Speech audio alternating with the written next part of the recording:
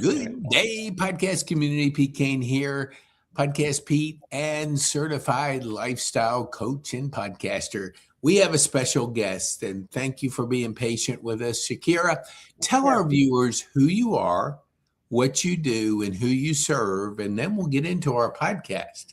absolutely. So my name is Shakira Ford. I am a licensed psychotherapist and executive coach. And what I do is I've transitioned my practice. So I've been a therapist for about 14 years. Hmm. About 5 years ago, I slowly started to transition into executive coaching and organizational leadership development.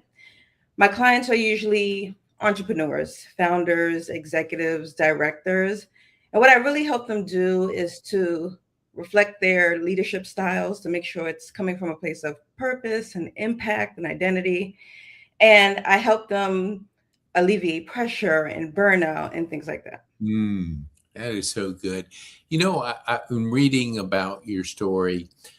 I love like when somebody makes a transition to doing something different. What would motivated you to move from therapist to executive coach? Because they're different, Two but different.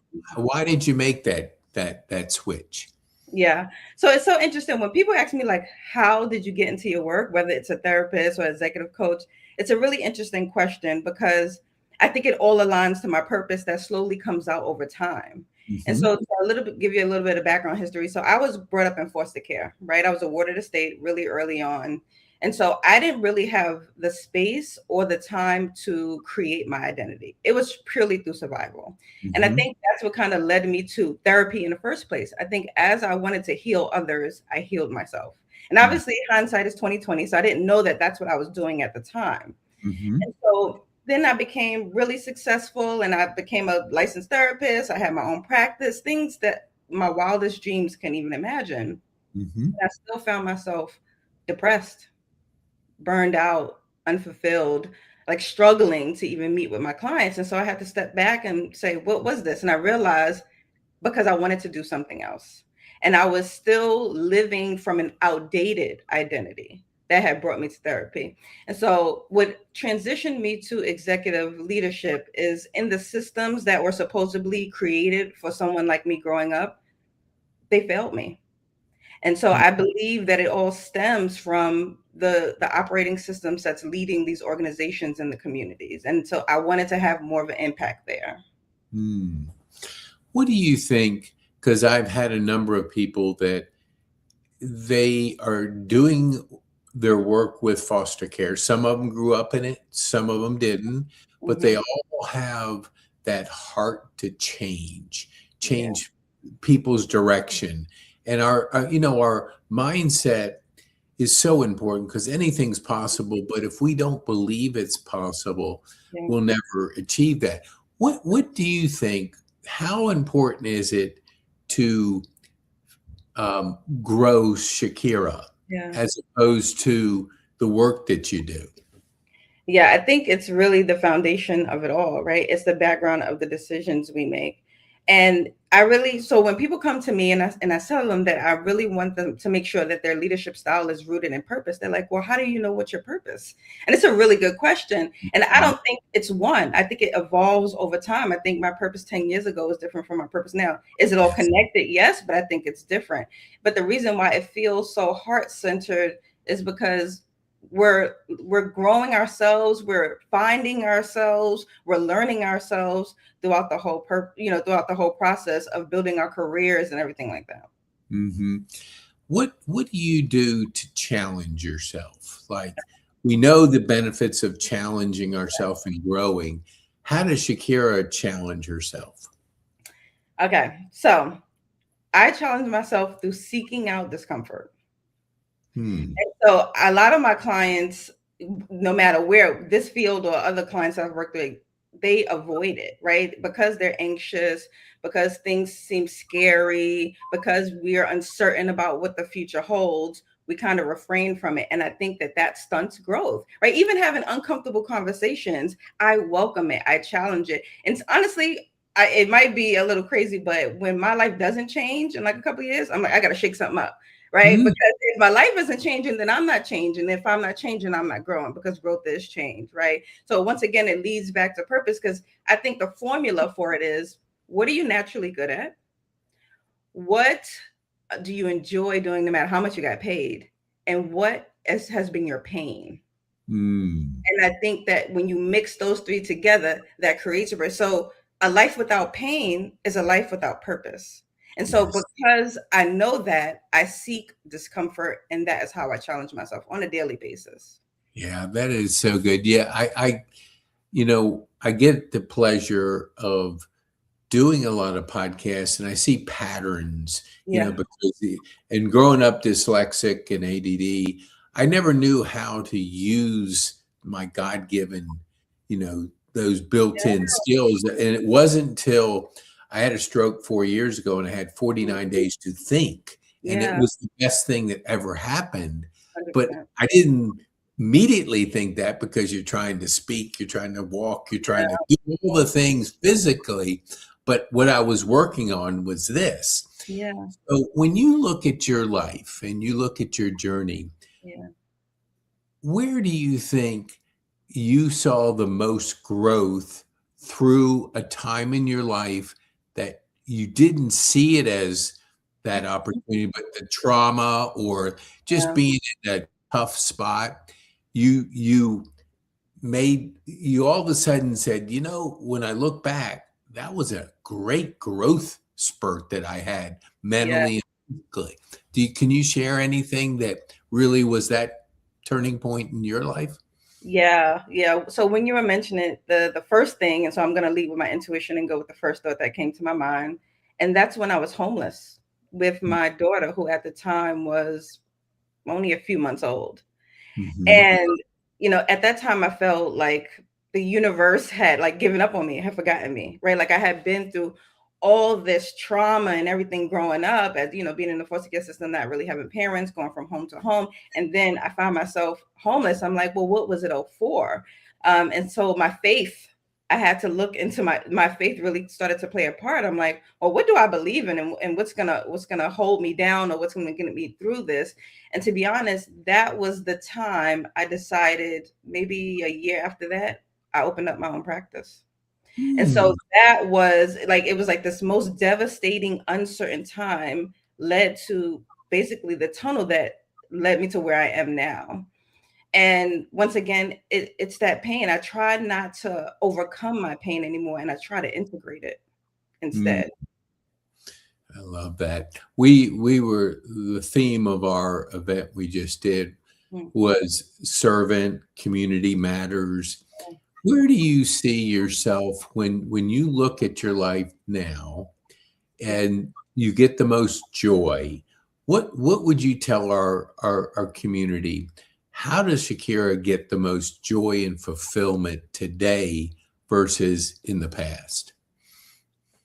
Yeah, that's a good question. So in the past, I think my joy, as far as like professionalism, was helping people to heal, because that's what I needed. I needed to forgive myself for the decisions that I didn't. That at the time I thought I was making the wrong decisions, but now I realize they were learned lessons to teach me more about myself. Mhm.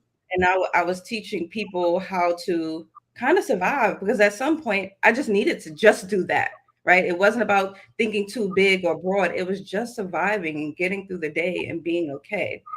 But Mhm. now I find joy in helping people implement their purpose in their everyday life. Because I Mm. think life is so short. It shouldn't be just doing, right? It shouldn't be, I'm just going to work, I'm just getting a paycheck, I'm doing the stuff on my to-do list.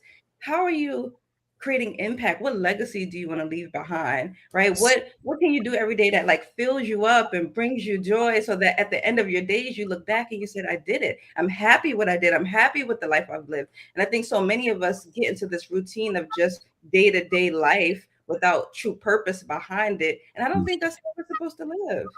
No, I totally agree. I had a nurse when I was recovering and my left side was all gone. And this was 4 years ago. And so she said, Pete, can I share something personal with you? And I said, yeah, absolutely. I'm not going anywhere.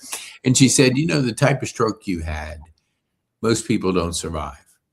And if Wow. they do survive, they're a lot worse than you.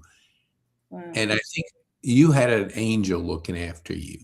And it was Yeah. kind of like that wake up moment that Yeah. it could have been over, Yep. done. My Yep. time on earth is finished. Yep. God gave me a second chance. Yeah. So I now have that, some people call it mortality motivation. Yeah.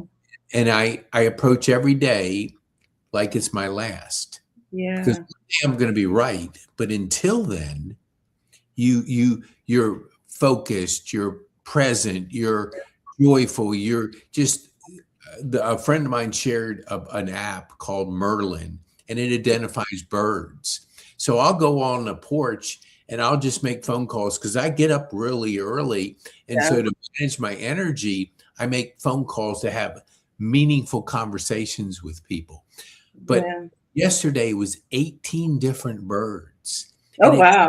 and it was like all the different birds are out there. It says a little bit about it, but it's like Yeah. nature connecting and just Oh, enjoying that moment was just so pleasurable.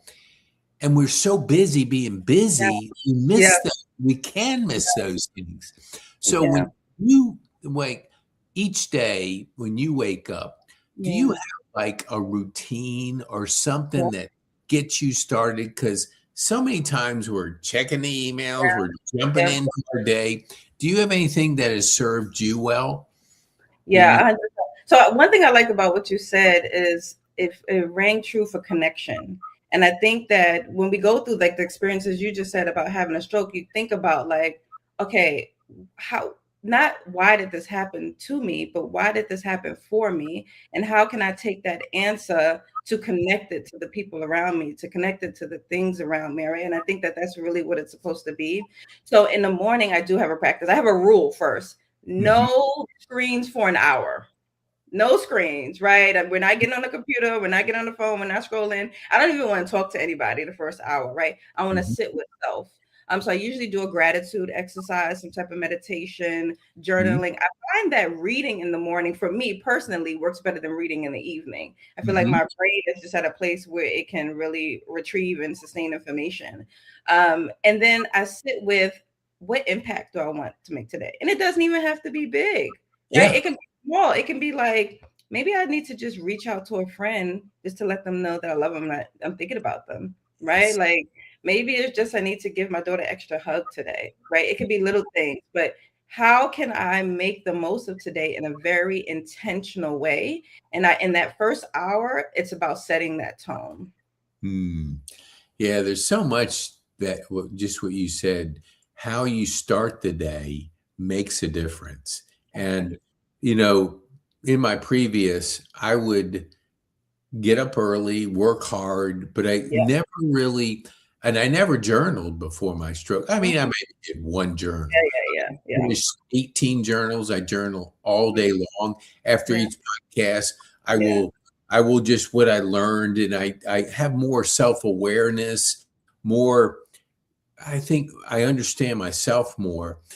But what Yeah. would you say like to when you look at your life right now and you had to say to a 20-year-old Shakira, Mm. knowing what you've learned, what would you tell her? Mm. I would tell them not only do I have no idea how good things get, but it's all for a reason.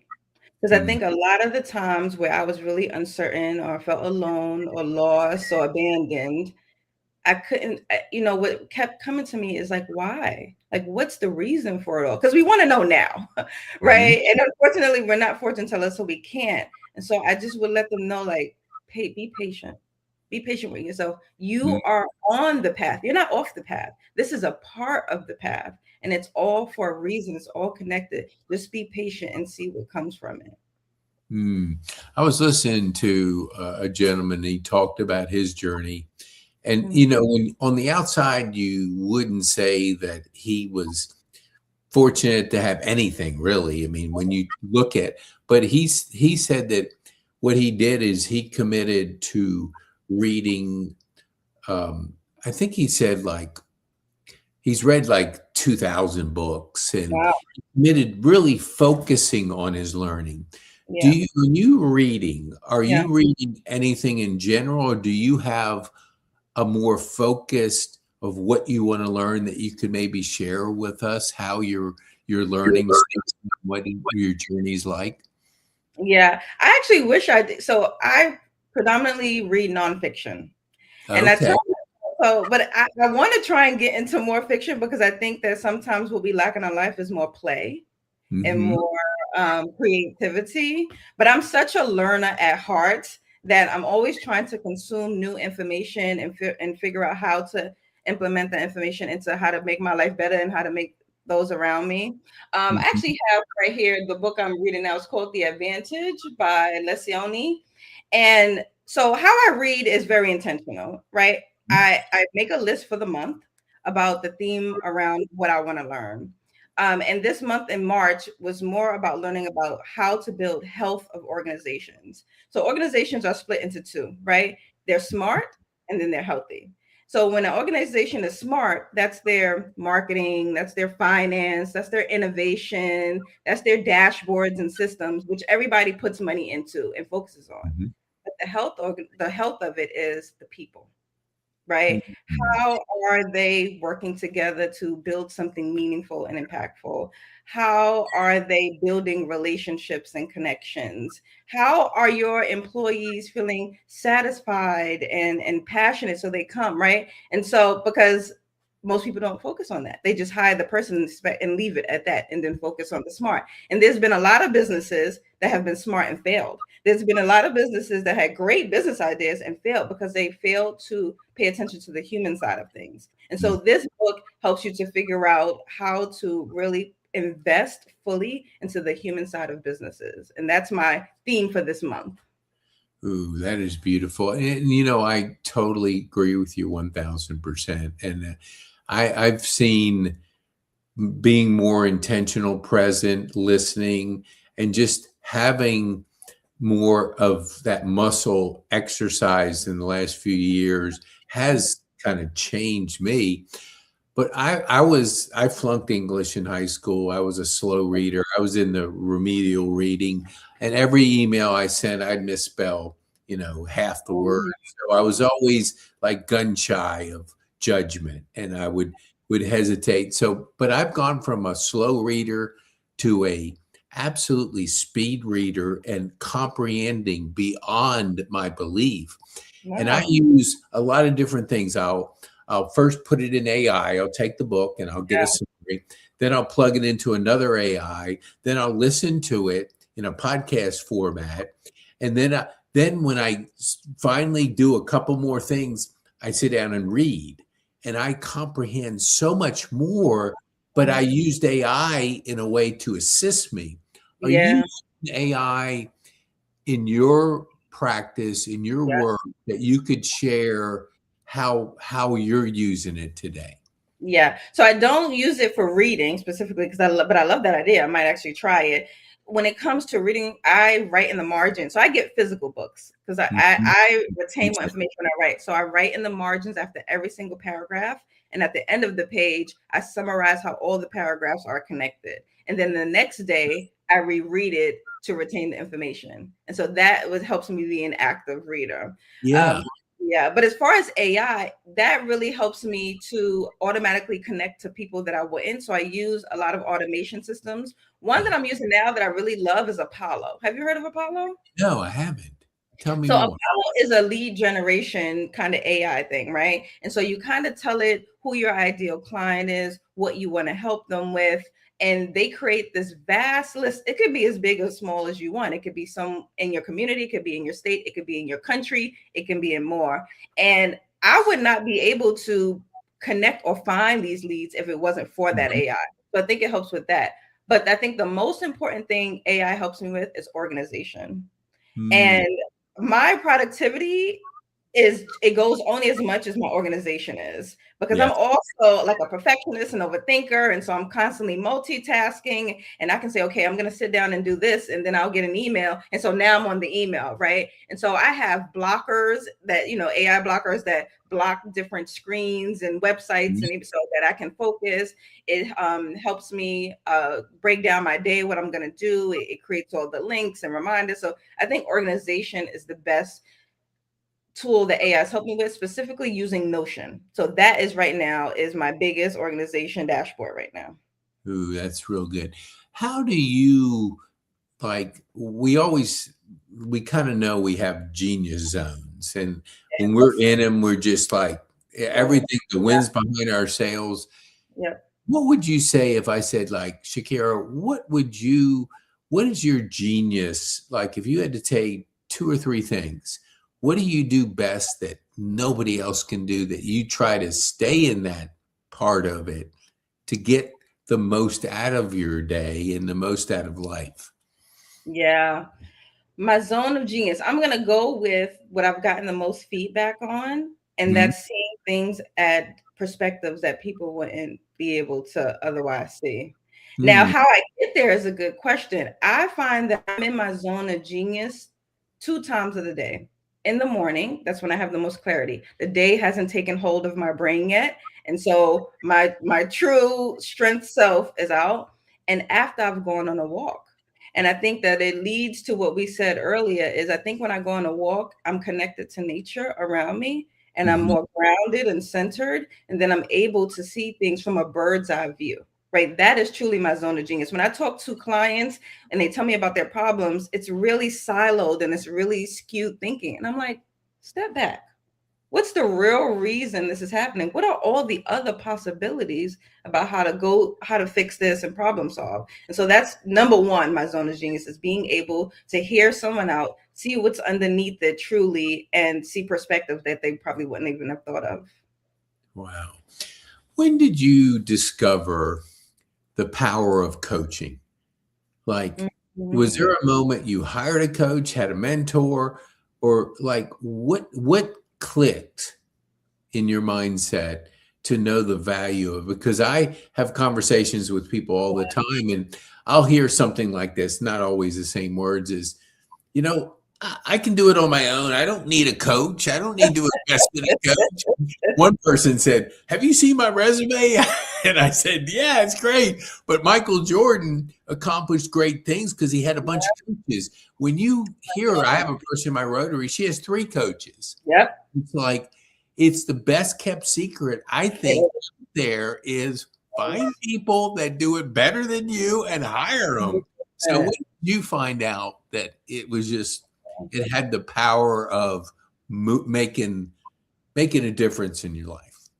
Yeah, I don't think it was one moment. I think it was over time when I look back and I said, well, how did I get here? Or how did I get this information? Or how did I learn about this? Or how did I know about that? And it all came from some type of coaching. I've done group coaching, I've done individual coaching. And it was in those settings that I was able to learn more. So, I mean, we can be the smartest people we think we are, right? But Yeah. someone is always going to be able to teach us otherwise. Someone is Yes. always going to be able to show us more. So, one of my values is growth. I don't know how I can have growth in my life without learning from someone else. Mm. Right? Like even books, we're learning from someone else, right? Podcasts, we're learning from someone else. I'm learning from you today, right? So all coaching is a more structured environment of that. That's more consistent and personalized to what you need and what you want. Mm. How do you seek out feedback? If let's put coaching to the side, like, Yeah. we always have these blind spots. Is there anything you do, like you talk about connecting with people and reaching out, but how does Shakira get that feedback that's so important? Is there anything you do intentionally? Yeah. So P, I'm really glad you asked this because this is one of the things I think is so important for everyone. And it's one of the things I highlight with my own clients. How are you getting feedback? So, me personally, I do it more informally, right? Whether it's with family, even my daughter, I'll ask her occasionally, is there anything I can do better as a mom? Hmm. Right? Like, do you feel all the time, like, do you feel like, when we have these disagreements, like you can come to me, or when I say things that I know you don't like, do you feel like still loved and heard by me? And so I do that informally, specifically with my daughter, because I think, parent child relationships, specifically growing up, you weren't really that comfortable with giving your parent feedback. That wasn't open. And then now all those people are my clients because they have issues with parental figures, right? And I'm like, I'm not perfect. Like, you're an individual. Yeah. I want to be open, right? So even with my friends, we have mutual feedback, and I'm like, how do you think I'm going about this? Am I being a good friend? Is there anything else I can do for you? Yeah. And professional, it's more formal. It's like surveys. Like, how am I as a supervisor? Like, do you Yes. feel open? Given, do you receive my constructive feedback? This is how I think I'm saying it. Are you receiving it the same way? And so Yeah. I'm very intentional about feedback, but I think what we don't realize is that we should be asking that in our loved ones' lives, not just in a professional environment. That's just great advice. Yes, absolutely. I love that question. What could I do to be a better mom? What advice, because Yeah. I serve over at a local high school, and the topic was, and I don't remember, it was something about boundaries or something. It's Mhm. John Maxwell program that we do. But I was asking, some of the students some thought-provoking questions, and it literally crushed my heart. This Mhm. girl was sharing how she was talking to her mom. Her mom's on the phone, not Yeah. paying attention, not giving her the validation, the hearing her, listening. And Yeah. it was like I could see the pain in her eyes as she was describing Yeah. somebody so close to him wasn't providing that time that Yeah. so precious is to, and if more people asked what you shared, Yeah. it Yeah. would give that connection, give them a voice because we want to be validated, we want to be acknowledged, we want to be loved, we want to be listened to. But our busyness can't take us away from that because that separation is so available to us because this thing is it's a two-edged sword, and It is. It we is. And put it in its proper perspective. we can't also think that we know, even like as parents, like we're this, like, there's a hierarchy, right? And so a lot of parents feel like, well, I know what's best. One, I've been here longer, I've lived this life, I've birthed you, I Yes. know you, I know what's best. And the truth is, we don't. Like, even though she's Yes. a child, she's a whole different individual with her own unique experiences, with her own emotions, or her own processing filters, right? How she deals with emotions is completely different from how I feel with emotions, right? So I always tell her, like, you can talk to me, you cannot talk to me. Only thing you can't do is be disrespectful. I'm not disrespectful to you, and you're not disrespectful to me. But if you're mad at me, you don't want to talk to me, don't. Let me know when you want to talk. Hmm. How have you been able to set boundaries for yourself that Mm. has honored you and worked with you in the past? Yeah, well, that was a struggle for sure. Even as far as like maybe around the pandemic, because I feel like the pandemic is when everything started to skyrocket because people sat with themselves and said, my life is not the way I wanted. I don't know who I am. I lost my job. My identity is gone. And so everybody flooded to therapy and coaching. And I just wanted to help everyone, of course. So I was working 7 days a week. I was working in the mornings. I was working in the evenings. I do believe that I wasn't spending enough time with my daughter, and I felt a lot of guilt around that. Mhm. Um, so how I started to set boundaries is, honestly, I started to love myself more. I think Mm.